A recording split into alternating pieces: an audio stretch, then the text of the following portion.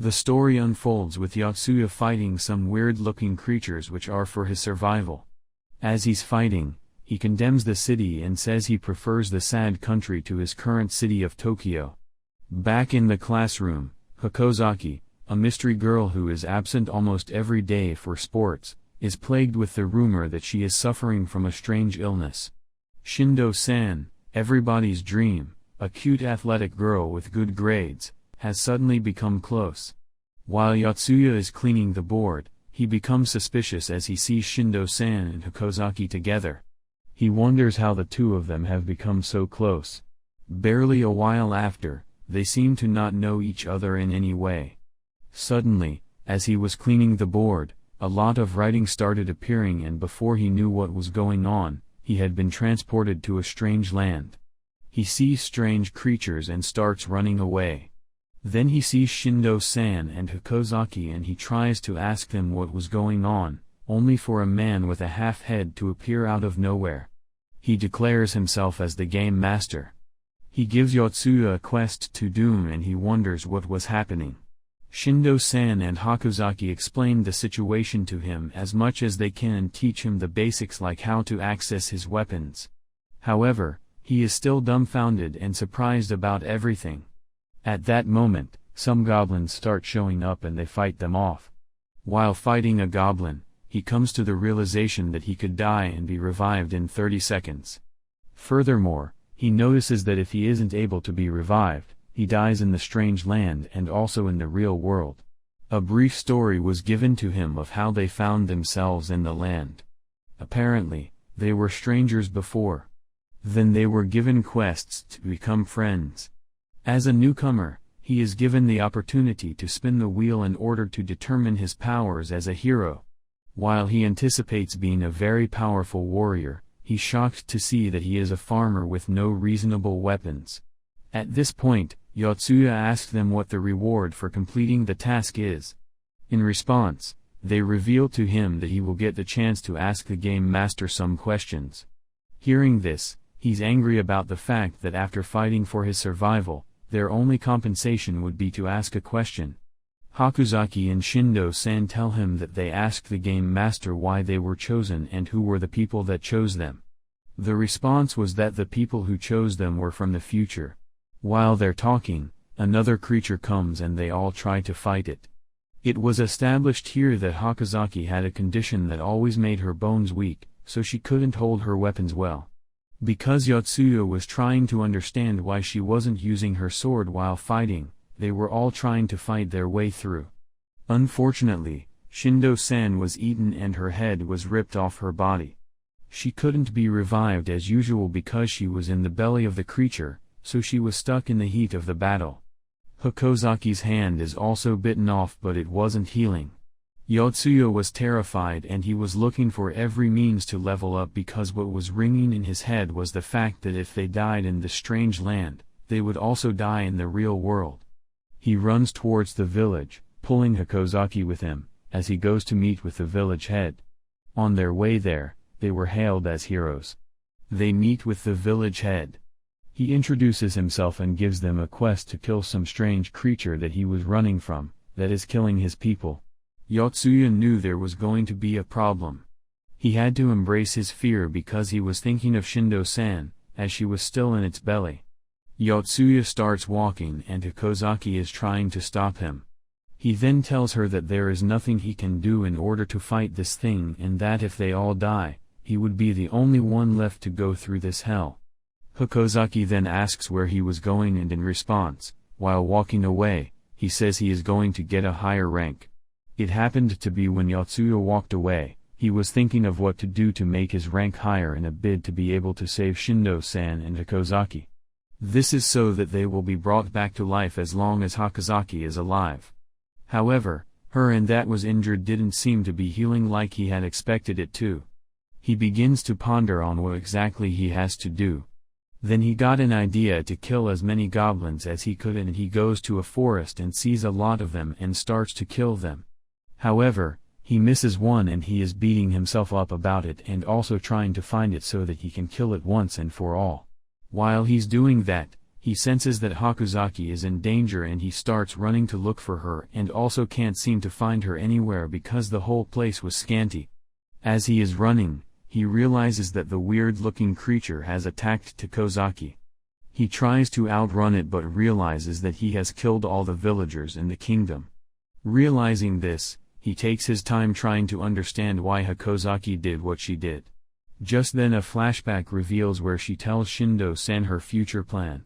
Apparently, she was to study at a pharmaceutical school. Furthermore, she explains that she has an illness that makes her bones weak, that she's not able to lift objects. It is revealed that her parents wanted to give birth to 2 children, but due to her illness, they had decided to take care of her. At that point, she's determined to fight the weird-looking creature, looking at the fact that she had been protected all her life. In a split second, she resolved to sacrifice herself. Yotsuya finally finds Hakozaki and he then sees that she has been killed and the goblins he was to kill were 1 less than the actual number to rank him up. Shortly after, he sees the one that he had missed, but it was injured. This allows him to use all he has in him to kill the goblin. After he kills the goblin, he realizes that he has been ranked a little higher and that it means more weapons for him. Although he was disappointed when he found out that his rank only moved from farmer to chef, the chef's powers granted him the ability to see through his thick skin. This means that he can see all the internal parts in the body of the creature. This allowed him to know exactly what parts to put the knife in that could weaken any creature he comes against. He stabs the creature in its stomach, making it feel pain and then hits it at the same time. So Shindo-san and Hakozaki are able to come out alive since the 30 seconds they had needed to come back to life had elapsed. After they were revived, the 3 of them joined forces to fight against it, but Yotsuya devised a plan that would help to kill it faster. So they all started jumping due to the weight of this creature. While jumping, he felt the impact. The pain was so glaring, since the creature happened to be bleeding from the stab wound on its stomach, causing it to become weak and fall. This allowed Shindo-san the chance to use her staff and pierce through the creature's head, killing it. The quest of killing the creature has been fulfilled, so the game master rewards them by sending them back to the real world, and they are all happy since they get to live their normal lives. Still in this weird world, Yotsuya sees a green light on the ground while being curious as to what it is. He is told that it is a law point, a kind of memory saver in the game world. Apparently, this is a memory of Hakozaki and Shindo-san's first successful killing of a beast in the forest. While watching, Shindo-san gets embarrassed and urges Yotsuya to stop watching it. Back in the real world, Shindo-san gets curious about Yotsuya's true personality. She asks a friend of hers who happened to have attended the same grade school with him about what she thinks about him, but she doesn't seem to have anything to say since Yotsuya never actually spoke to anyone. After that, Shindo-san continues to be excited about having a guy with an unknown personality like him in her circle. Meanwhile, that night Yotsuya runs around the city. While doing so, he is reminded of the memory of what seemed to be their last objective, which was to protect the city of Tokyo. Although he wonders why he has been chosen since he obviously hated the city so much. While on his run, he gets a call from the game master with a new mission for him. The new mission requires him to hit on a girl specified by the game master. Following the game master's instructions, he is directed to the girls' restroom in a school. Before entering, he wonders why the game master would want him to ask a girl out in the girls' restroom that late at night. Getting in, he sees 3 girls trying to take a picture of another without her clothes. While he wonders which of the girls the game master has directed him to ask out, he is informed that it is, in fact, the girl whose picture is about to be taken. At first, he tries to process the fact that his first time asking a girl out would be while she's being bullied.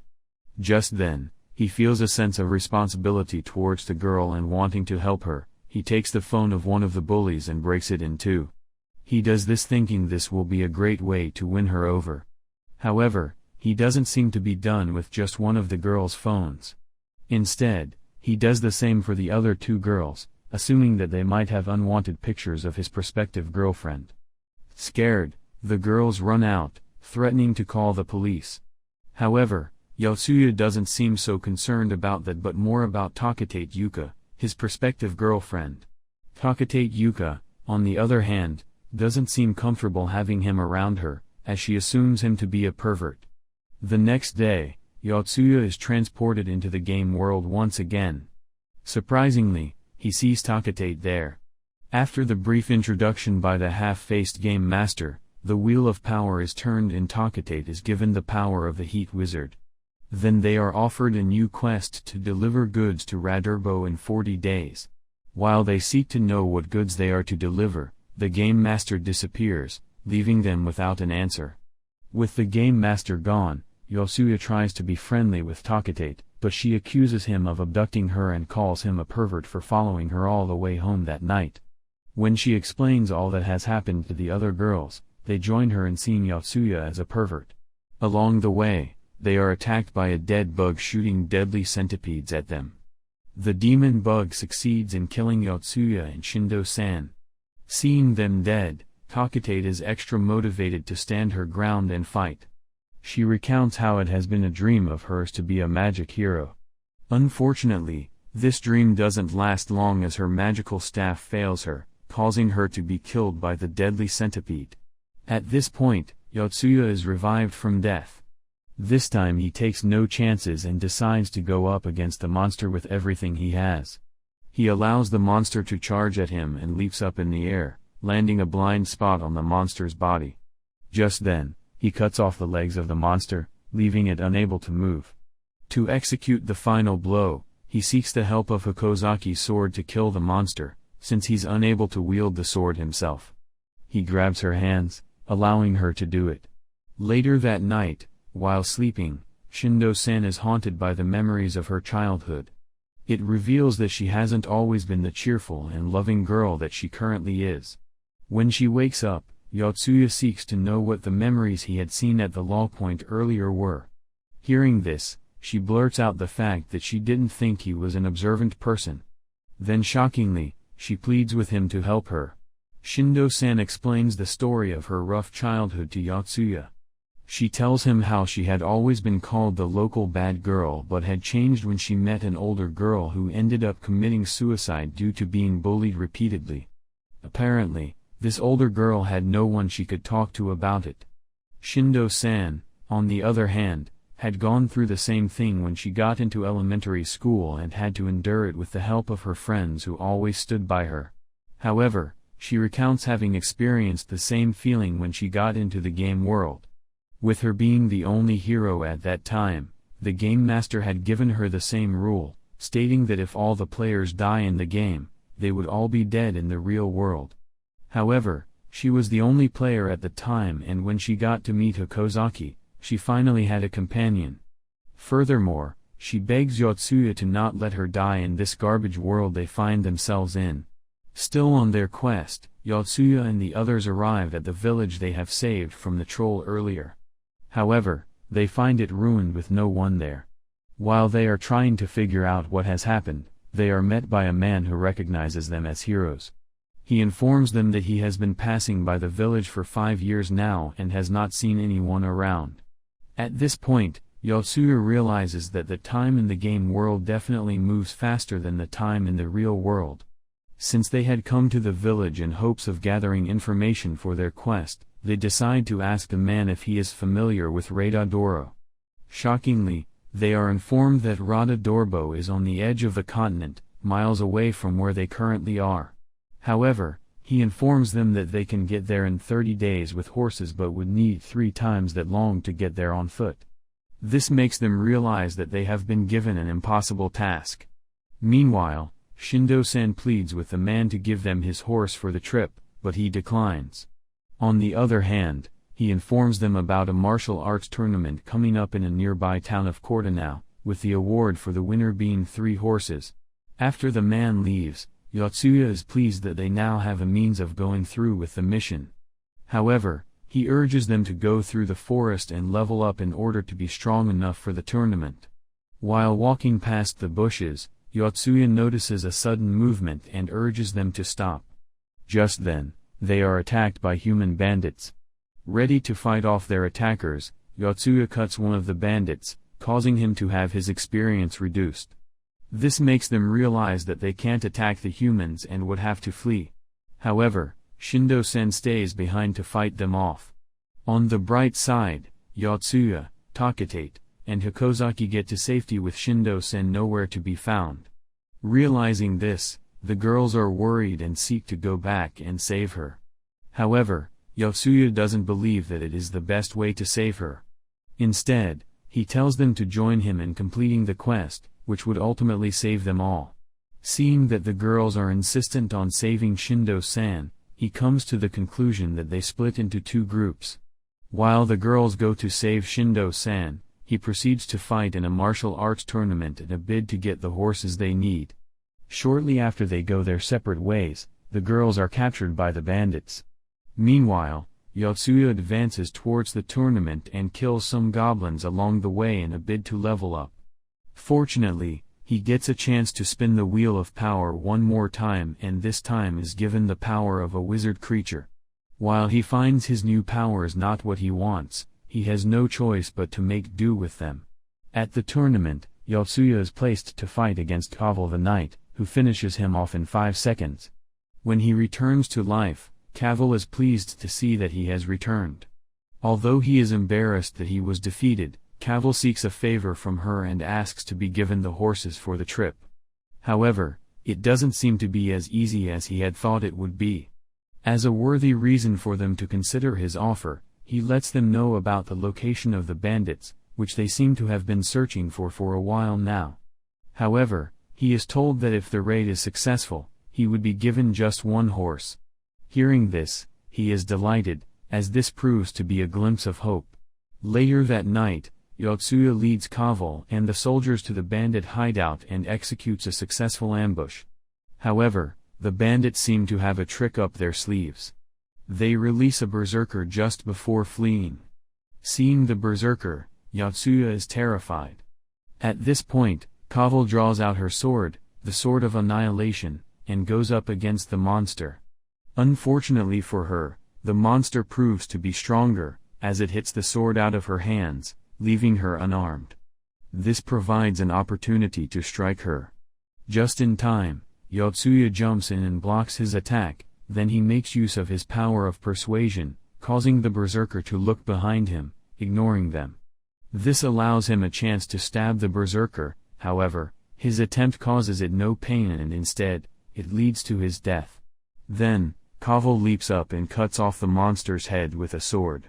When Yotsuya wakes up, he goes to meet the girls who thank him for saving them.